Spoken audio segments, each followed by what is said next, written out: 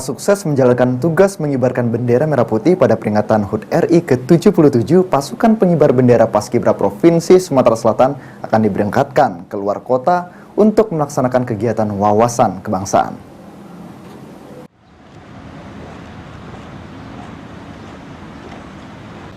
Setelah sukses menjalankan tugas mengibarkan bendera merah putih pada peringatan HUT RI ke-77, pasukan pengibar bendera Paskibra Provinsi Sumatera Selatan akan diberangkatkan ke luar kota untuk melaksanakan kegiatan wawasan kebangsaan yang diperkirakan berlangsung pada bulan September atau Oktober mendatang.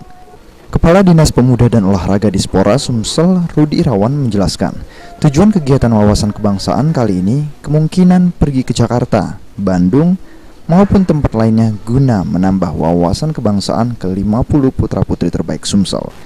Bukan hanya melakukan wawasan kebangsaan saja, pihaknya juga akan memberikan reward berupa uang pembinaan hingga sertifikat. Adik di Paskib yang sudah menunaikan tugas kemarin dan sekarang sudah menjadi Purna Paskibraka 2022, itu akan kita ajak mengikuti program wawasan kebangsaan. Itu belum tahu nih kemana ya, belum tahu kemana, supaya membuka wawasan mereka,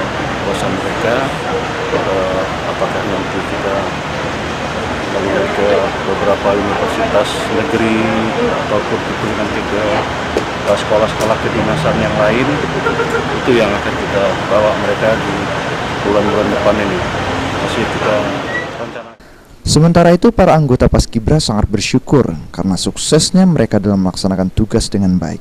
Mereka pun senang diberikan reward oleh Pemda dalam bentuk wawasan kebangsaan, jalan-jalan ke tempat bersejarah di Indonesia. Jalan-jalan kemana? Antara Bandung, Jogja, sama Jakarta. Oh, dalam waktu dekat kita lagi tentuin antara bulan 10 akhir atau bulan 11. Jadi bulan 11. Selain reward itu ada reward lain, Mbak, mungkin, Mbak?